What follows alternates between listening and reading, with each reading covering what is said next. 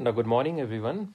Today we'll start with the circuit breakers, and we will start with the switchgear and the evolution of the circuit breaker. That is, the switchgear and the evolution of circuit breaker. We can discuss the what is the requirement of the circuit breaker and how it evolved over time. Switchgear and evolution of circuit breaker. We can use circuit breaker as CB. Now, first we have certain terminologies which are used. First is the gear. What is the gear?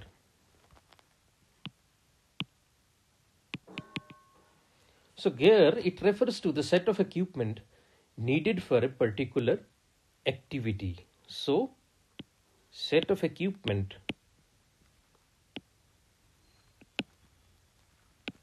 needed for a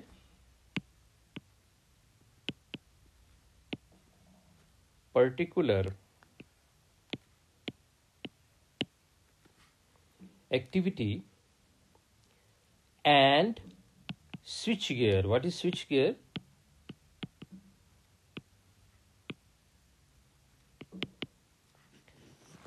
It is a general term which refers to any equipment used for carrying out switching operation in a power system. So, it is a general term which refers to any equipment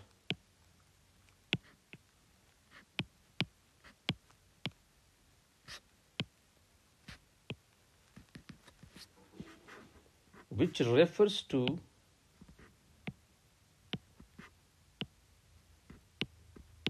any equipment used for carrying out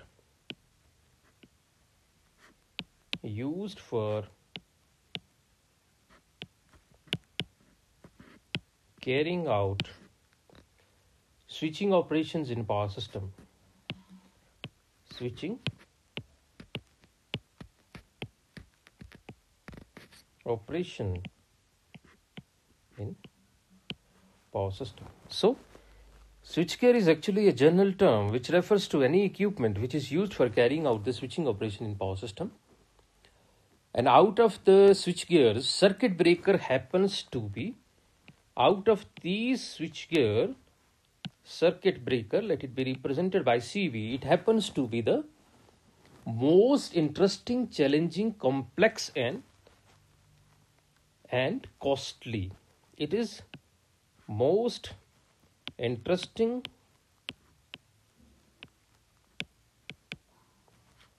challenging, complex,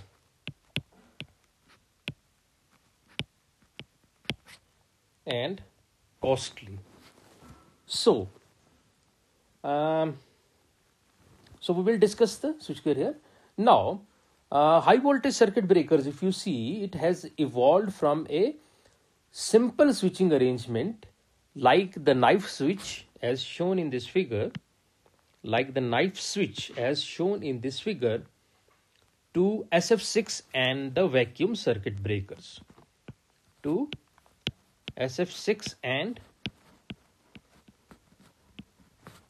vacuum circuit breakers.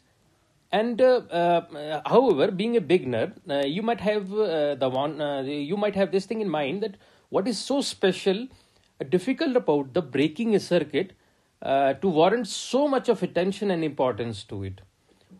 So indeed, if you see at low voltages and currents, one fails to appreciate the phenomena of interrupting the current, because it is no problem in interrupting the low value of the current. However, as the system voltage and currents goes on increasing, it becomes clear that design of the circuit breaker needs careful attention. So its design actually needs the careful attention as the voltage of the voltage and the current is goes on increasing. So from the point of view of impact of switching operation on power system, safety of the circuit breaker and the safety of the operating personnel.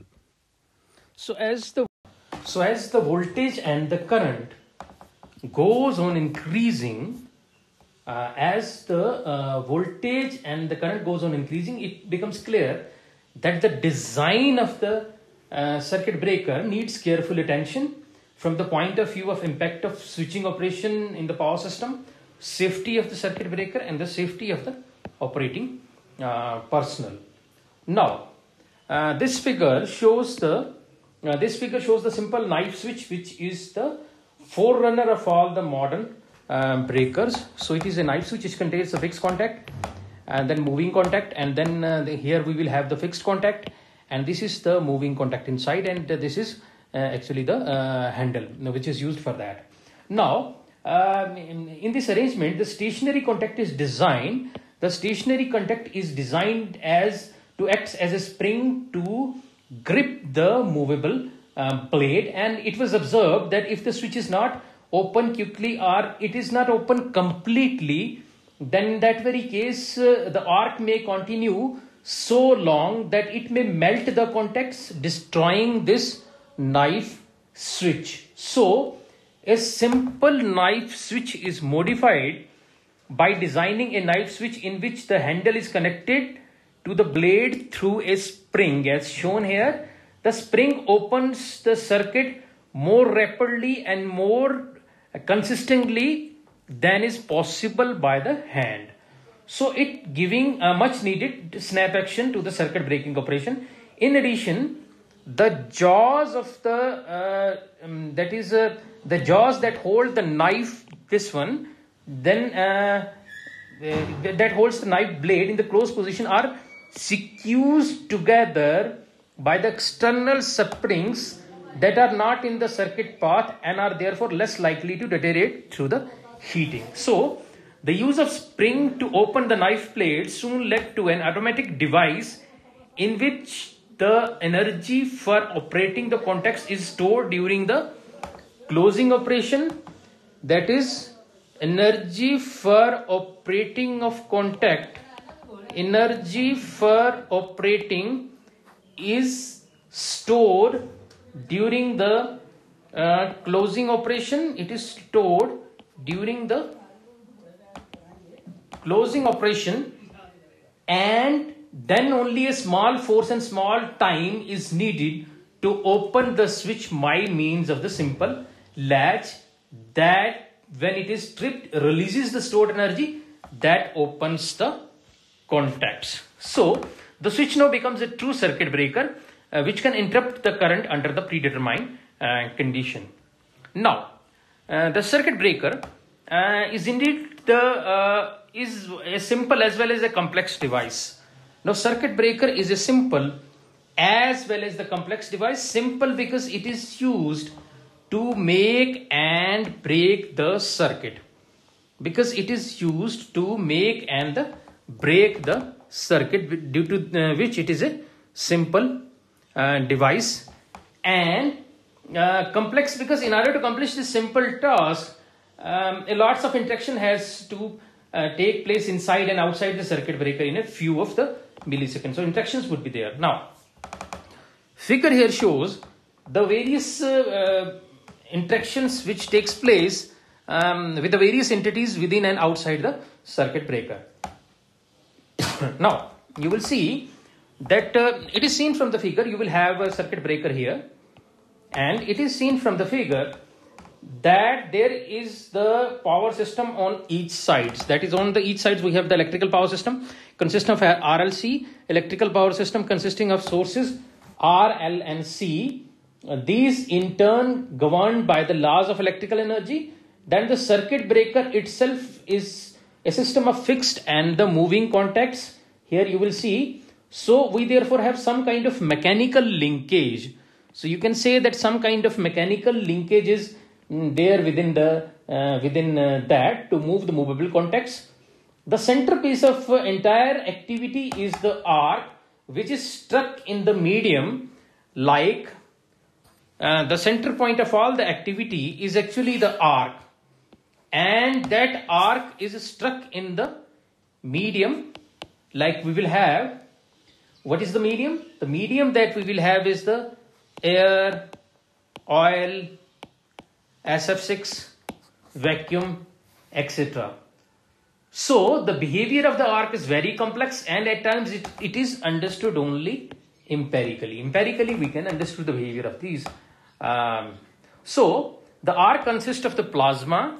Now arc actually consists of the plasma, and for optimum handling of the arc we need to study the we have the arc phenomena, then we have the plasma. For the optimum handling we need to study the aerodynamics of this plasma, and we need to study the fluid dynamics of plasma also in this case. Now heat and mass transfer we also have to study, not forgetting the fact that the contact material plays a very important role for this whatever material we have used. It plays a very important role in deciding the fate of the arc as well. Now arc is almost inertialess, as we know the fact that arc is inertialess. We can have the inertialess arc. So since this arc is actually the inertialess, so it is very easily affected by the magnetic field. So it is very easily affected by the magnetic field, which can be generated by arc itself or using some external mechanisms, which can be generated by the arc or using from external mechanism.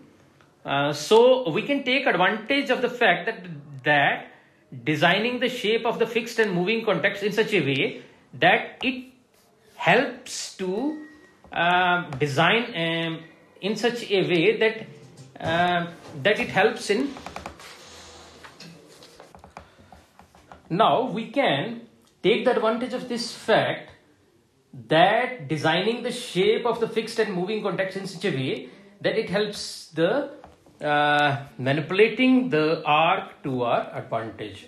Manipulating this arc to our advantage. So many disciplines of science of engineering, like plasma physics, material science, like we will have plasma physics, then we will have the material science, fluid mechanics, heat and mass transfer, mechanical engineering, electrodynamics and electrical power system engineering are involved in the design and operation of the circuit breaker.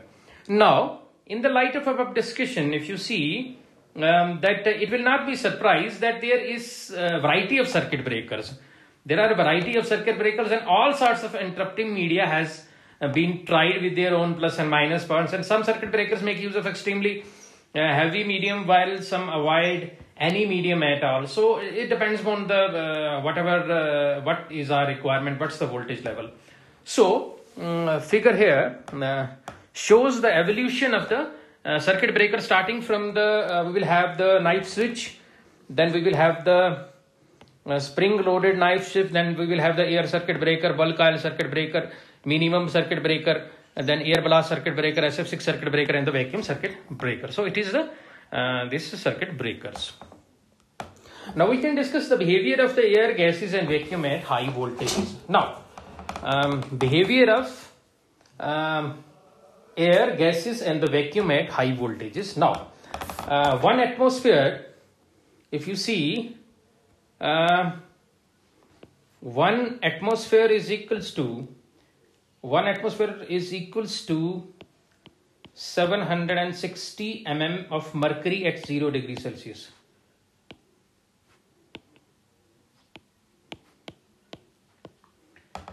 And 1 millimeter of the mercury, 1 mm of the mercury is equals to 1 torr. So vacuum pressures are classified according to that. Now, if let us suppose that if the this is vacuum is pressure is between 10 raised power minus 3 torr to 10 raised power minus 6, then it is the high vacuum.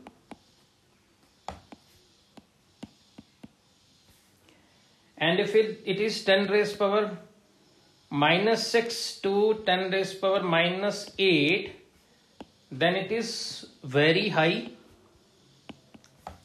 And if it is 10 raised power, it is below, that is less than 10 raised power minus 9 torr, then definitely it is ultra high vacuum. So operation of various types of circuit breakers depends upon the behavior of the various media in which the circuit is broken. That is air, oil, gases and the vacuum. So it is pertinent to appreciate that how these media behave at the high voltage. So we have to take this into consideration. Now, the figure here shows the relationship between the dielectric strength of the air as a function of the pressure. On the x-axis we will have the pressure, and on the y-axis we have the dielectric strength of the air. Now, from this figure, what we observed, that the dielectric strength, that is after 10 raised power 3, after this 10 raised power 3, the dielectric strength increases almost linearly for the pressure, that is increases almost linearly with the increase in the pressure. That is dielectric strength above 10 raised power minus 3 bar centimeter. So it has the linear relationship with the pressure, and below this pressure there is actually the inverse relationship between the dielectric strength and the air pressure. Now, this is the relationship between the dielectric strength of air as a function of the pressure. Now, second one, it shows the influence of the inter-electrode gap on the dielectric strength. Inter-electrode gap on the dielectric strength. Now, from this, what is observed? It is observed that a gap of 10 mm, that is 1 centimeter, you will see that this is the distance between the electrode in mm, and this is actually the voltage in kV. Now, the gap of 10 mm here at this point will break down at 30. This is the 30 kV, and dielectric strength, that is, will break down as 30 kV if the air is used as the dielectric. If we are using the air as a dielectric, this is the air at dielectric at 1 bar. Now, if air is used as the dielectric with 1 bar, and if same SF6 is used as a dielectric, in that very case, if you see, then is same with the same gap, you will see it has the higher breakdown strength, which is almost 110 kV. This is not 60 kV, and for this oil hydrogen, it is nearly about 110 kV.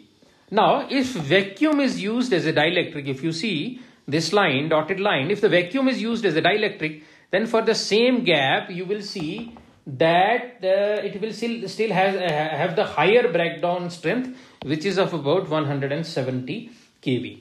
Now, if we are using the SF6 at 5 bars, if you see this diagram, if SF6 at high pressure, so if we use SF6 at 5 bar, it has the highest dielectric breakdown strength of nearly about 250 kV. So it can be seen, what we can observe, it can be seen that SF6 at higher pressure, that is 5 bar, at higher pressure is very attractive medium for the arc interruption.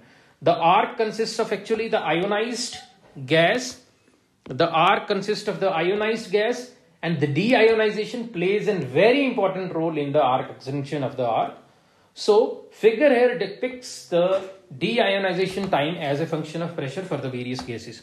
So this is the deionization time. This is the time and this is the pressure for the various gases, for SF6 and for carbon dioxide, hydrogen, argon, helium and the air. So this is all about that. Now we will discuss the switch isolator and the circuit breaker. And the figure here shows the conceptual diagram of the circuit breaker, highlighting only the certain essential features without getting involved in the detailed mechanical arrangement in that. Now in this case, you will have the fixed contacts, then we will have the moving contact, then we will have the trip coil.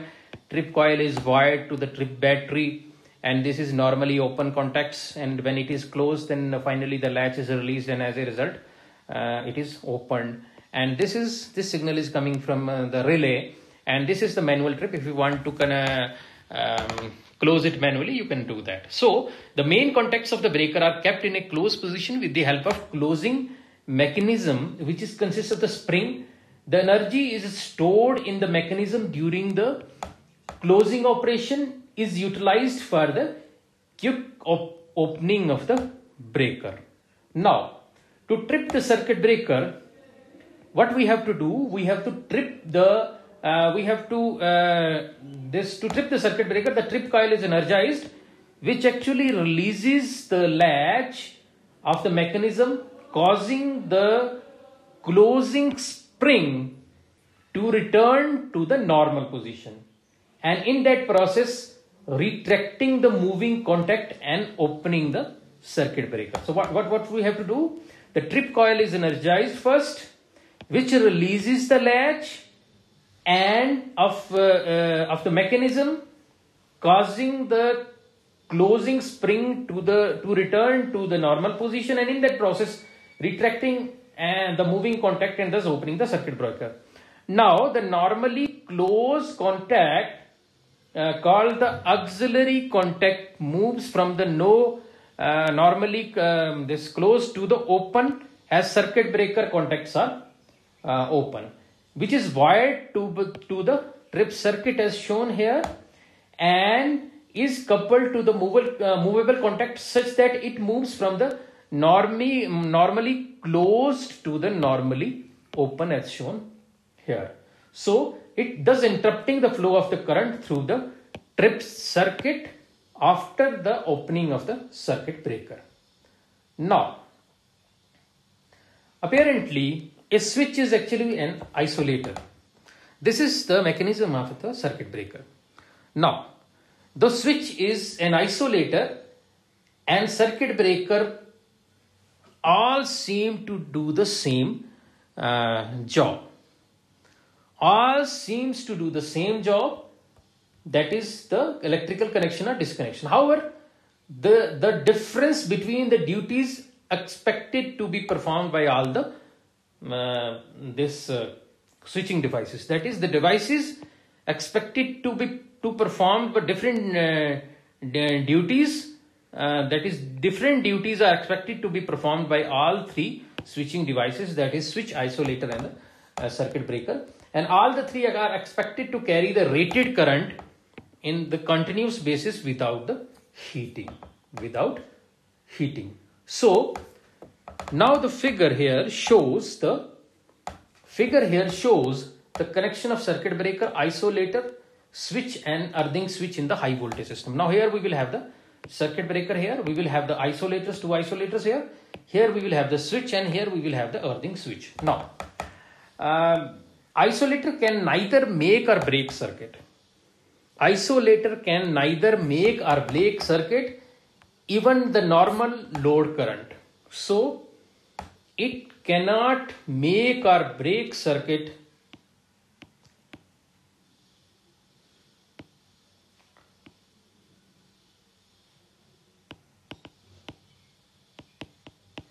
and what is the reason for that? What is the main reason for that? The main reason is that it does not have the mechanism to extinguish the arc that is struck while breaking the contact. No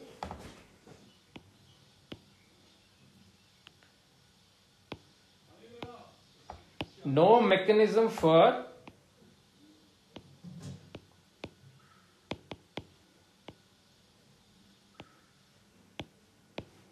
arc extinguishing that. So it does not make or break the circuit because there is no mechanism for the extinguish the arc which struck while breaking the contact. Now, if either making or breaking is attempted with an isolator, then in that very case, what happens? If that making or breaking is attempted with an isolator, then what happens if the attempt is made? then what happens? Then it will melt, the isolator will melt, vaporized, isolator will melt, it will vaporize, and exposing the operating personnel and equipment, exposing the person and equipment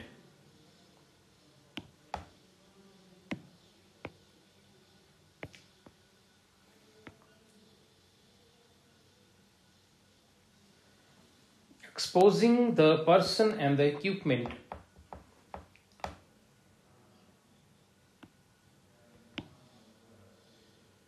of an open electric arc in the air, off to the hazards of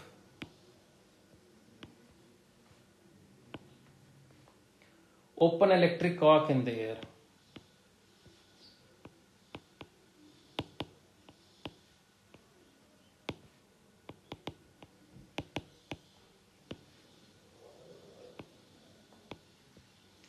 Open electric arc in the air. So that is, it is exposed. Now, second is the switch. The switch is designed to handle the load current. This is the load switch. So switch is actually designed to handle the load current with some capacity to carry some overload. So some overload it can carry. So a switch is not designed to break or make the fault current. Now next is the earthing switch. You will see. Now the earthing switch is used to discharge the line, by connecting it to ground after opening of the breaker and the switch. Now it is used to discharge the line by connecting it to ground after opening of breaker and the switch. What happens is that in a high voltage system, after the disconnection, substantial charge is trapped in the capacitance of the system, and that we have to remove it. Now table here shows the various switching devices and their duties. Now what are their duties? Now you will see the device isolator. First one, it is used for physical isolation after the disconnection by the circuit breaker. Isolator, that is, it is used for the physical isolation after disconnection by the circuit breaker, and it will not operate at neither at no load, short circuit, at no load or short circuit. It will operate only it is used for isolating purposes. Now earthing switch, closed while the high voltage equipment is isolated. So everything is no in that very case, and it is earthing switch is used for that very purpose, for discharging the charge. Now switch, used for switching on and off under the healthy condition. It is used at no load, it is used at the load current, it is used for the during the fault current. It cannot be used, switch cannot be used during the fault current. So same is this closing and then isolating. Yes, it can be used. Contactor, it is used for automated switching operations, and it cannot be used under the short circuit, that is faulty conditions, and for all other cases it can be used. Now for circuit breaker, it has to be able to successfully operate under all the conditions. Everything is yes in that, and that is the everything is circuit breaker. It can be a circuit breaker is an isolator, it can be switch, it can be contactor. So this is the different devices and the various switching devices and their duties. Now thank you very much for this lecture. We can continue with the process of breaking the current in the next lecture.